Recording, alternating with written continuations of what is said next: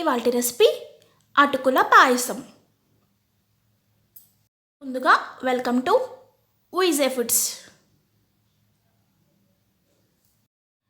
శ్రీకృష్ణ జన్మాష్టమి సందర్భంగా కృష్ణుడికి ఎంతో ఇష్టమైన అటుకులతో పాయసం చేసి నివేదిస్తే ఎంతో మంచిదండి. ఈ రెసిపీని తప్పకుండా ట్రై చేయండి. ఎలా చేయాలో ఇప్పుడు చూసేద్దాం. కావలసిన పదార్థాలు: 1 కప్పు అటుకులు, అలాగే 2 కప్పుల పాలు, డ్రై ఫ్రూట్స్, అలాగే నేను 1 కప్ బెల్లం తీసుకున్నానండి. టేస్ట్కి సరిపడా వేసుకోవచ్చు. ముందుగా ఒక బౌల్ పెట్టుకొని దానిలో 2 కప్స్ మిల్క్ వేసుకొని బాగా మరిగించుకోవాలండి.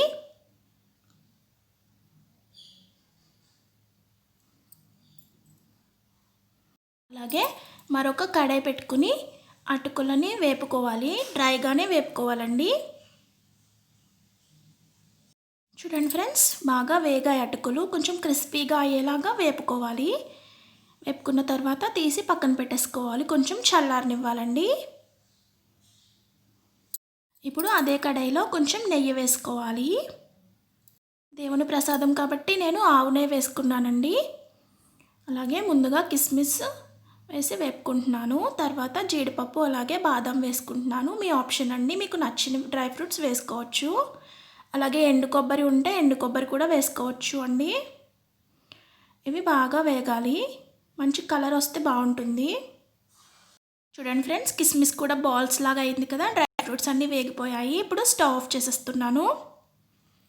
చూడండి ఫ్రెండ్స్, అవన్నీ చేసేసరికి పాలు కూడా పొంగొచ్చాయి. ఇప్పుడు మనం ముందుగా వేపు పెట్టుకున్న అటుకులు వేసేసి జస్ట్ 1 మినిట్ ఉడకనివ్వాలి.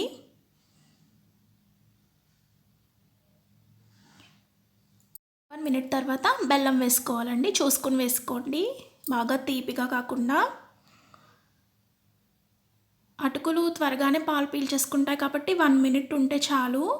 బెల్లం అంతా కరిగేసరికి అటుకులు కూడా బాగా ఉడుకుతాయండి. బెల్లం అంతా కరిగిన తర్వాత ముందుగా వేపి పెట్టుకున్న డ్రై ఫ్రూట్స్ కూడా వేసేసి కలిపేసుకుంటే